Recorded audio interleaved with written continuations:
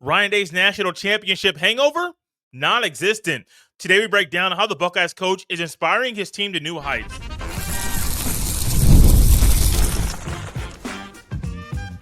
You are Locked On Buckeyes, your daily podcast on the Ohio State Buckeyes.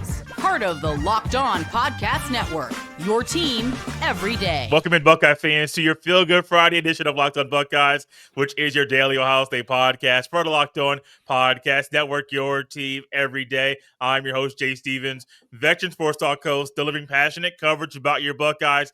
And today's episode is brought to you by Mazda. Like our players, we sweat every detail because when you make every move count, pulling off the unexpected is only the beginning. Stay tuned later for highlights in this week's Moving the Game Forward. Mazda, move and be moved. During today's show, we will discuss some of the best parts of Matt Patricia's debut as the Buckeyes defensive coordinator and if Ryan Day should make any changes heading into next week's game against Washington. But before we get to any of that, we got to welcome in one more of my guys. It's been a loaded guest week for us. Had Ryan Roberts on Wednesday. We had my guy Mo Murphy on Thursday. And today it's all about the guy that's the host of the Jeff Need Sports podcast. It's my guy, Jeff Hunt. And Jeff, it's a Friday. We're feeling good. Ohio State's 3-0. They don't play a game tomorrow, so we get to sit back and relax and put our feet up and just watch real football as fans, not trying to juggle being a fan and an analyst and a podcaster and stuff like that. And I think about what Ohio State has done the past 3 weeks, the first 2 weeks of the year, where Ryan Day in the offseason looked more relaxed. You looked more comfortable, and that's great. You win your first national championship, you get that monkey off your back, and you seem like you are where you're supposed to be. But then there's a question in my mind is, how is that national championship win going to impact you in the very next season? There was no national championship hangover for Ryan Day. I mean, the preparation for the team and how they were playing and how he is coaching, even some of the hires that he's made and how they are impacting the team early on, there is absolutely no hangover from the national championship.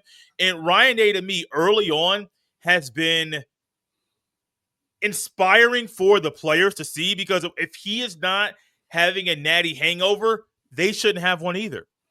Yeah, no, it's been awesome. Jay, we've come on here for a few years and talked about a lot of negatives of coming out of summer with Ryan Day and mistakes that we thought he made and things we thought he overlooked and maybe lost control of the program or and all of these things.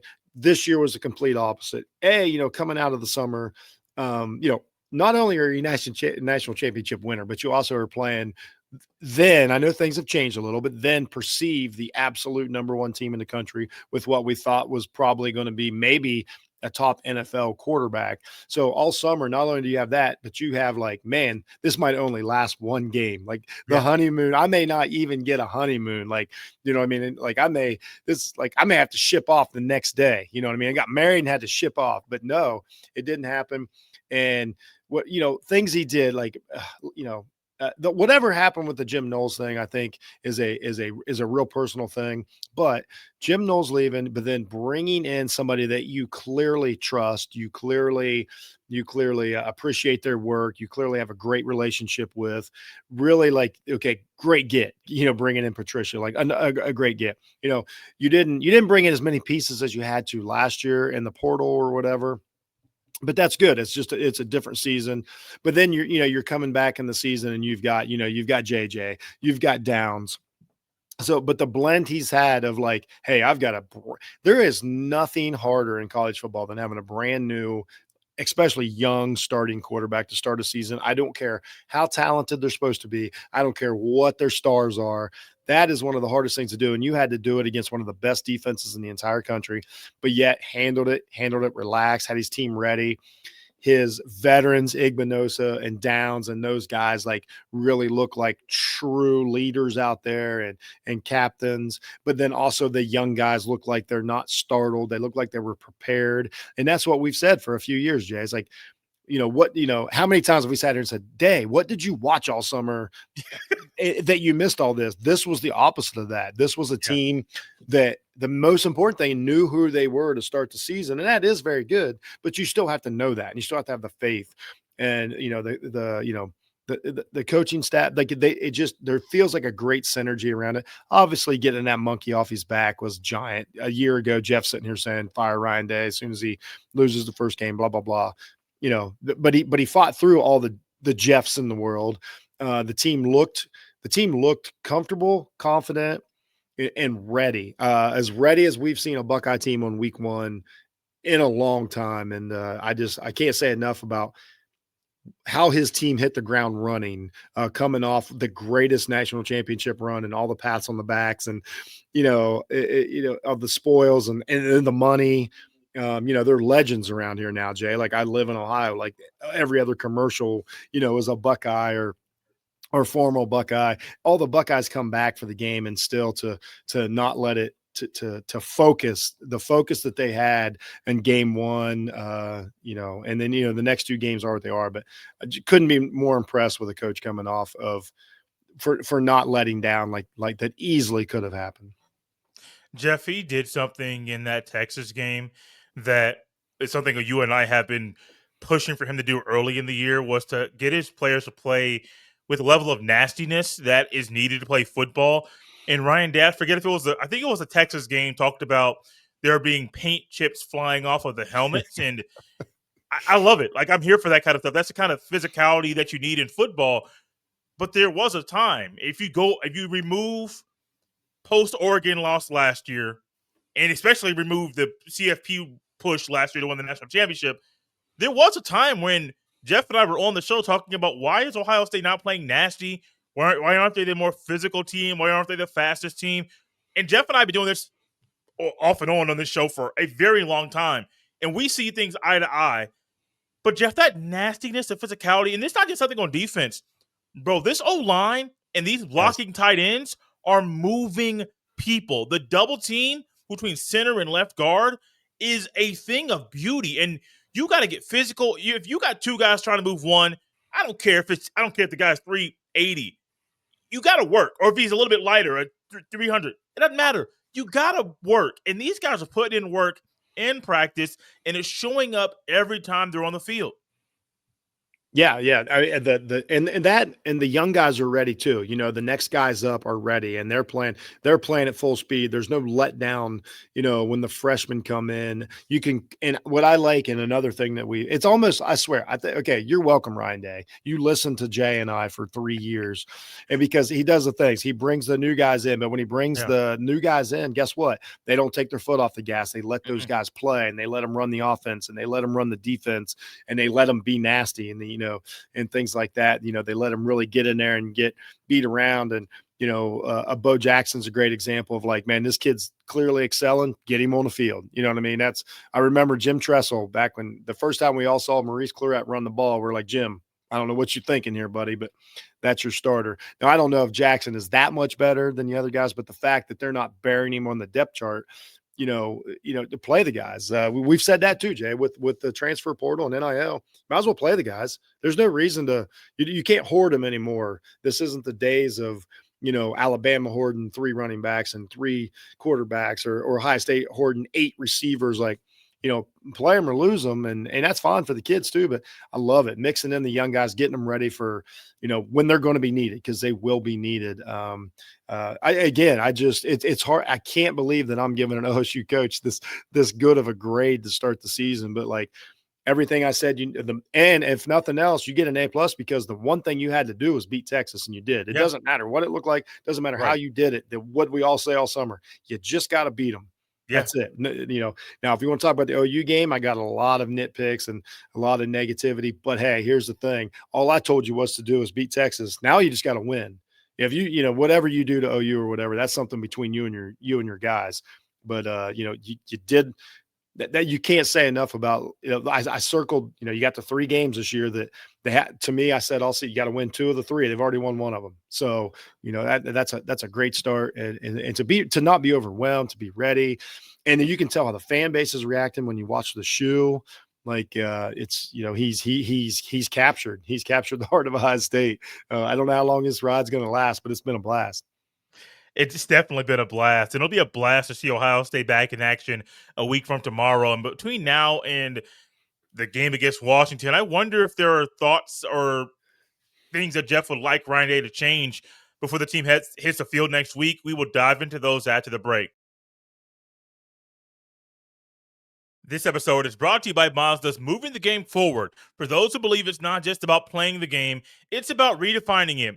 There are moments that do more than put points on the board. They move crowds, move culture, and keep moving the game forward. This week's moment that moved the game forward is CJ Donaldson continuing to be a team player on offense while the Buckeyes are working through trying to figure out the right rotation for the running backs. Donaldson has consistently done his job. He's done whatever Lachlan has asked him to do, which has helped the offense consistently move the ball down the field. When you follow what moves you, the unexpected is only the beginning. And just like there's more to every highlight, there's more to a Mazda vehicle. Mazda, move and be moved. This episode is also brought to you by our friends over at Wayfair. The weather's cooling down. The days are getting shorter, and that has me wanting to make my home feel even cozier. And when it comes to cozifying your space this fall, Wayfair is the place to go. Wayfair has everything you need to set the mood for the season, whether it's comfy recliners, warm bedding, autumn decor, or even an espresso machine so you can make your favorite latte at home. What I love most is the variety. Wayfair has options for every style and budget, so you don't have to compromise.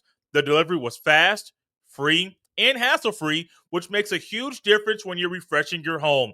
It's a perfect time to set up your home for fall so you can enjoy cozy nights in with family and friends. Cozify your space with Wayfair's curated collection of easy, affordable fall updates. From comfy recliners to cozy bedding and autumn decor, you'll find it all for way less at Wayfair.com. That's WAYFAIR.com. Wayfair. Every style, every home.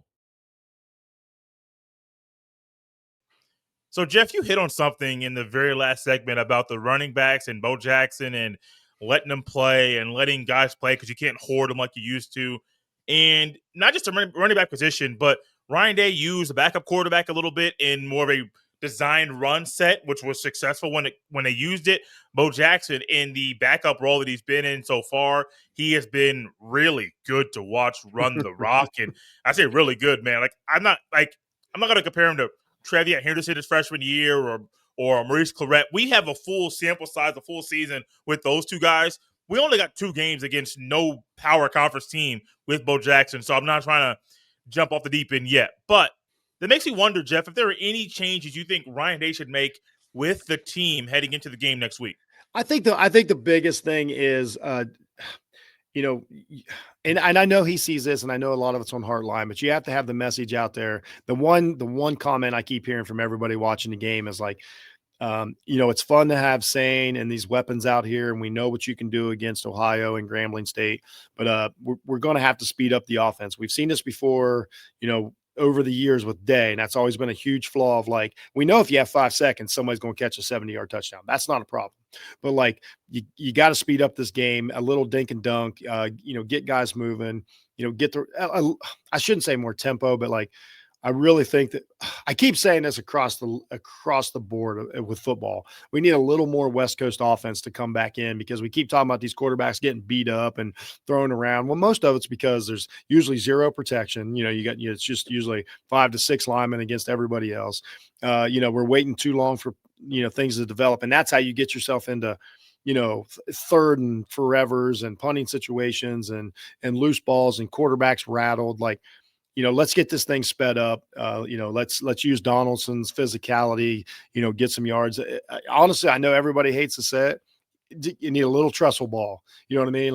Let's grind out some yardage. Let's beat the other team down a little bit. Let's take some time off the clock and get focused. Take the shots when they're there. But that's what I'd like to see. Because last week, I think they kind of gave up a little bit and then just went to like, let's run the athlete offense. That it's not going to work the rest of the year. That kind of bothered me, but it is what it is. But again, I know Day knows that. But yeah, I think speed it up a little bit, mix it up. It may look rough for a while. I know we dislike the screen passes and we want to throw to JJ, bombs constantly. And it may be an Oregon game the rest of the year, and it may be the greatest thing we've ever seen, but probably not. So that's the thing. The number one thing is we got to protect, Sane's psyche the rest of the way because that's our season. I mean, our quarterback is our season. We can't expect this kid to be a superhero year one. So it's just like get the ball out of his hand, Here's the thing. If you throw a 3-yard pass to our receivers, one of them, you throw 10 of them, 2 of them's going to go for touchdowns. Like these guys Yeah. are great. Let them, Yeah. they can run with the ball as well as catch, as well as run under the ball. So that's the thing. Speed it up, get things moving, mix it up, a little more classic, slow it down a little offense. I know it's frustrating, but I just, sometimes when you hurry up and score, you hurry up and go on defense too. And that can go against you. So that just worries me. I don't want to, a couple incomplete passes, then all of a sudden you're down 14 and you're like, what happened? So. No, the tempo thing's very important because I think Ryan Day he made a couple comments in the offseason about how the plan is to still huddle and be more slow and methodical.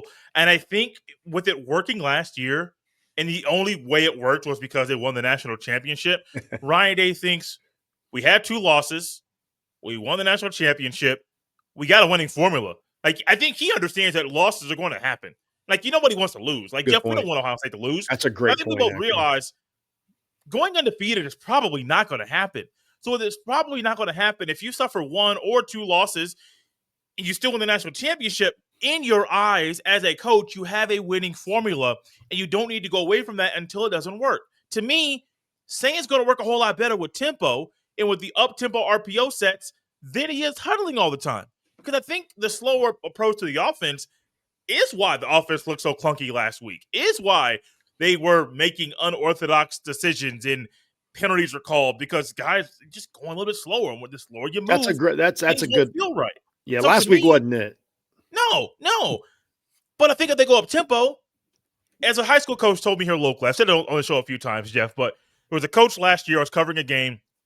They were trying to win the conference, and the game they were playing, they needed to win. They were playing really good, fundamentally sound defense, disciplined team.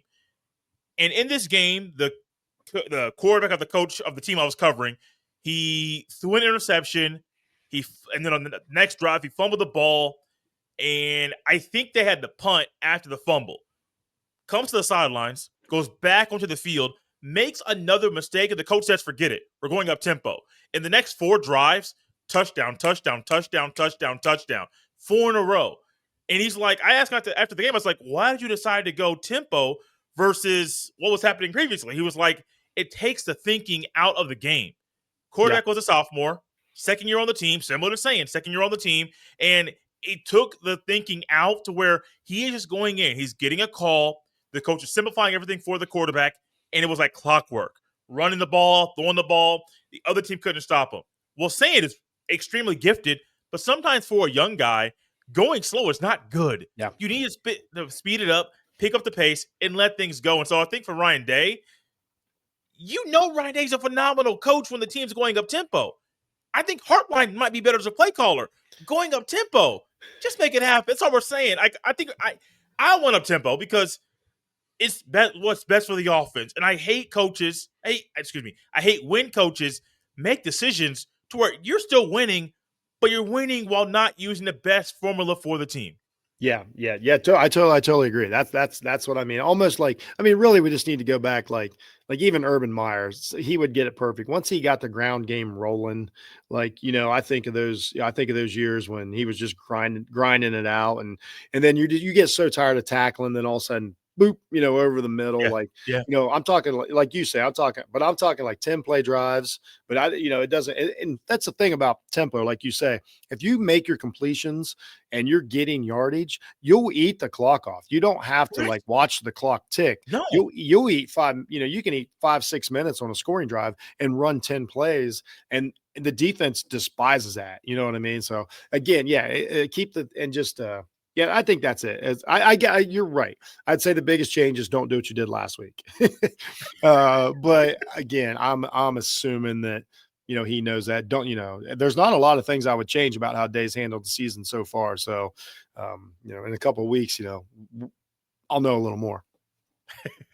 We already know a lot about Matt Patricia and his debut as Ohio State's defensive coordinator. It's been fun to watch. These boys are playing fast, they're playing free, and they're having fun. And his debut is a final thought on the day and discussing what really has been the best parts of Patricia's debut as a Buckeyes D coordinator. Jeff and I will discuss that next.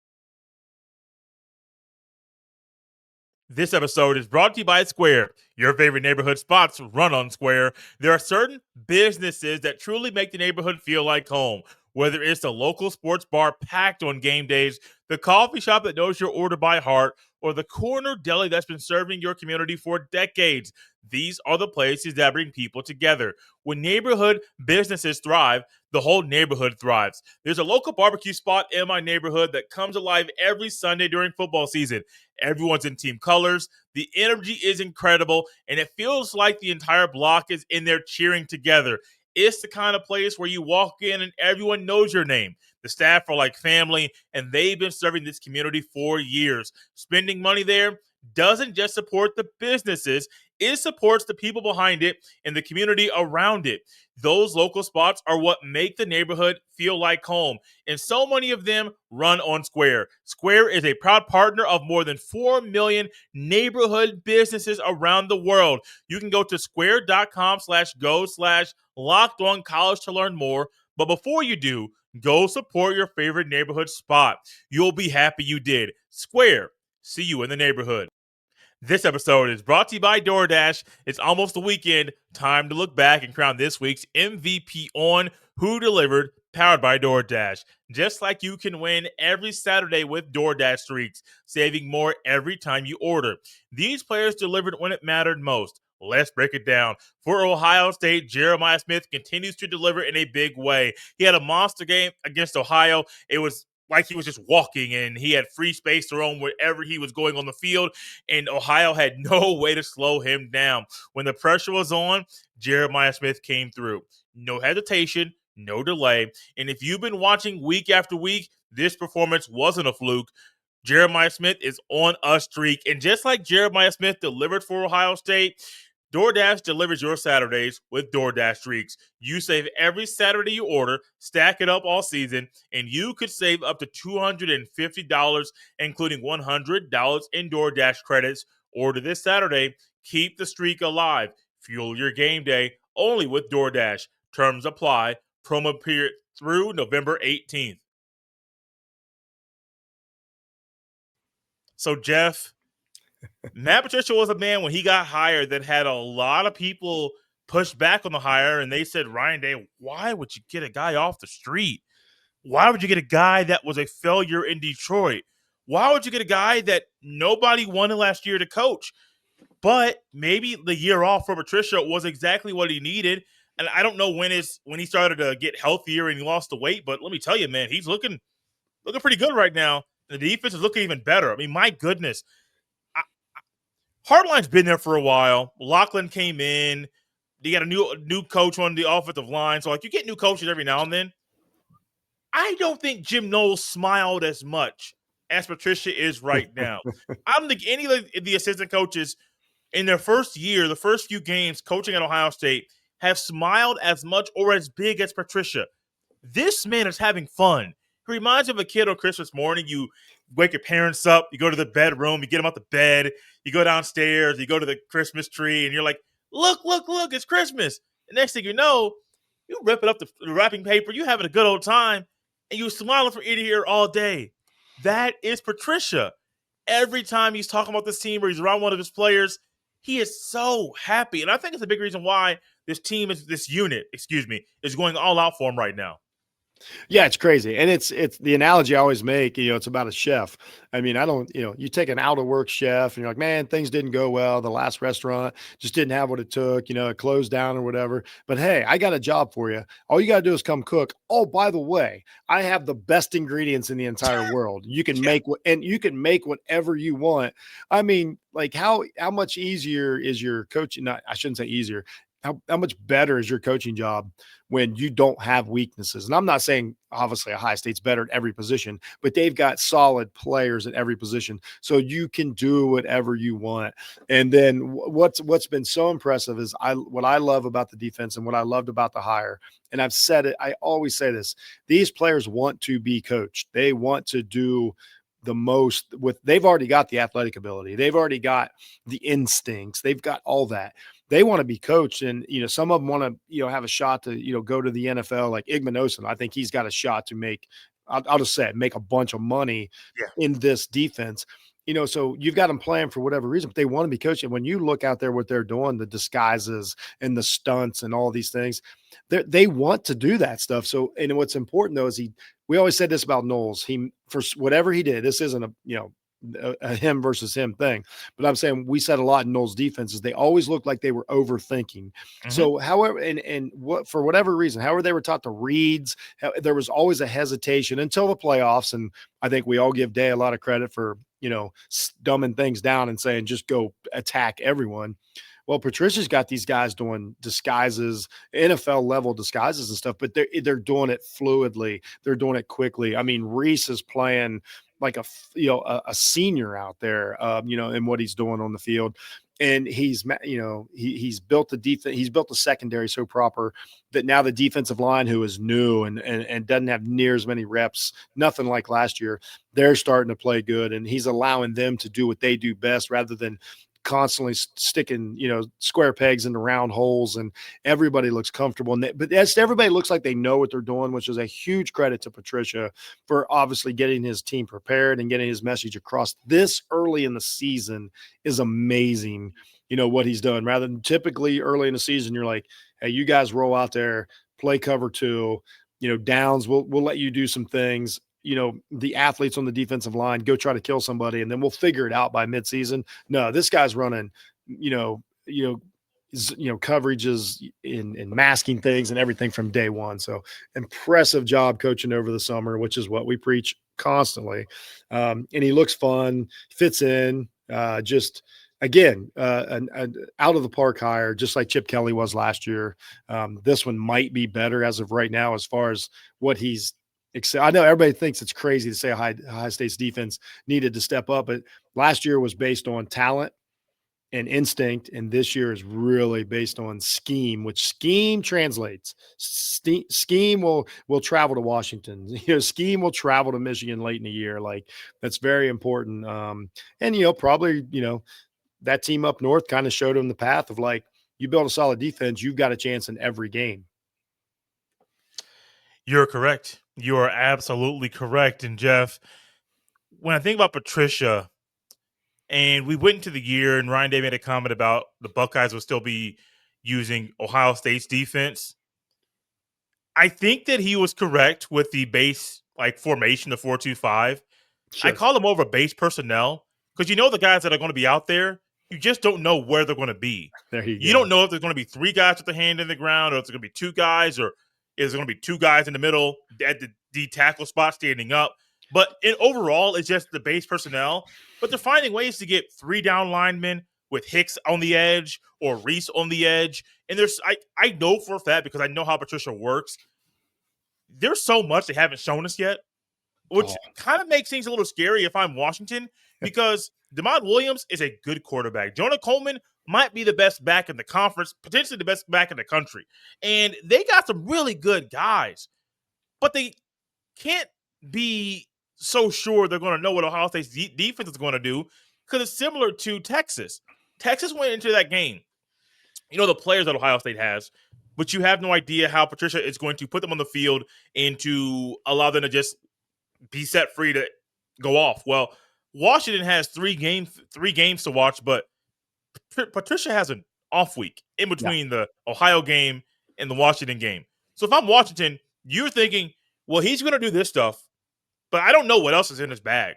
He may change things completely, which adds to the expertise of Matt Patricia, but also the ability for these players to absorb so much NFL knowledge and do it so quickly that it translates on the field. And nobody, no matter if you're a starter or a backup, nobody's out of position. Nobody's overthinking. Nobody has bad technique.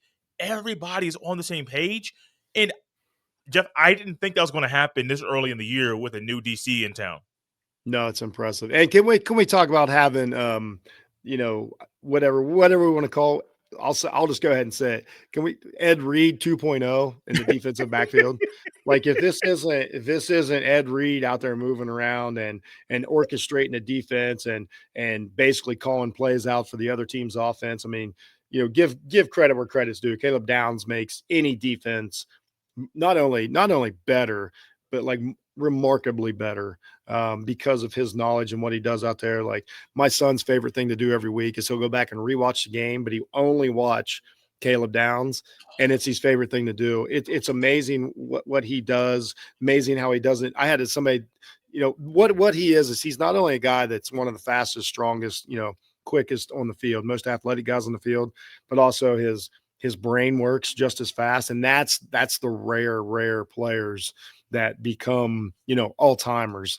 And he's amazing. It's fun to watch, but he does make things go around, and he makes the life better on the other guys. Matthews has played great, but again, like you said, all credit to the players and coaching staff for this is what I always try to say. These guys want to be coached. Look at what they can take in. Look how much different they are, in one off season. And we'll see. And we're about to see when you have to make adjustments versus good teams. Are you going to get stuck in your defense like we did against Oregon last year? I mean, the reason we lost that game is because we just weren't prepared on defense. And when they knew what we were doing, it was over, as opposed to the playoffs, which was totally different. But, are they going to be able to adjust, after the big, I mean, they're going to get scored on. There's going to be big drives. Something's going to happen. Do they adjust? Does Patricia, how does he call the plays, and how do they respond, to the play calls and things like that? Do they just bail out and go into shell coverage? We don't know. But we're going to learn a lot about them, basically next week. It's awesome though. I mean, great start to the season. Couldn't be happier with also a lot of the players who we heard about. You hear them from high school to now, and you're like, hey, they're really showing up. Styles is becoming the guy that's supposed to be there. Reese is beyond the guy that was supposed to be there. Matthews looks great. We getting Sanchez is rolling in. Downs is every bit as good as, I mean, all these guys, like, and that's just to name a few. Like the guys on the defensive line get better every week. I didn't even have enough time. We could do a whole show talking about how great our tight end room is, like all these things, like, really, this is the best roster I think that I've seen probably since the early Tressel years when they just had NFLers, first, second, and third string. This thing's awesome what they got here now, and now it's up to them not to let it slip away. Jeff, I'm going to give this last comment to you because we're almost up out of time, and I know that with you living in Ohio, when I say the name Michigan, it's going to get under your skin. How do you think this defense will do in Ann Arbor in game number 12? As of right now, very well. And I'm not just saying that because, I have to, like, I really do, because if I think we have one of the, or possibly the best secondaries, not only best, but physical. And again, all credit to Michigan, much like they had for a few years, where they can get physical, rough guys up, knock a few, loose balls out, things like that. And then you're going to give me that versus a freshman quarterback. Now we're hopefully going to force a guy who is honestly looks pretty good right now for a freshman. Looks like he checks all the boxes, but we're going to hope the freshman part shows up. And then we're going to get him running around a little bit, and then now we can tackle him. Now we can get him in the grass, So we basically got to flip the script on what they did to Stroud 3 years ago. I mean, that really, and I think they do. I think this defense lines up good against anybody. And I mean, anybody in the country, hands down. But I definitely think versus, as of what now is sort of a limited offense, I think they know what's up. And I just think the tacklers in the secondary are a little better. And I think the coverage is a little better, and Downs is amazing. And if Reese just stays at this level, if he gets any better, like, he's a difference maker, which we haven't had, at that position in a few years. No shade to Cody Simon or any of the guys, but this cat in the middle is different. I think they match up very well. So the mental part of it's going to kick in. Who knows though? By the time that game comes around, Jay, we don't know what that other team's going to look like. We don't know how good that guy behind center is going to be at that point. I'm not going to limit, his potential at this point. He's done nothing to make me think that he's a flop, but and we got a freshman too that they're saying the same thing about us. So, but I will say the matchup is very good as of right now. He is my guy, Jeff Hunt. You can follow him on Twitter at jhunt006. He is the host of the Jeff Needs Sports podcast. You can follow me on Twitter or any social media platform at jstevens07. You can send every email to jstevens317@gmail.com. This has been Locked on Buckeyes on your Feel Good Friday. We'll see you next time.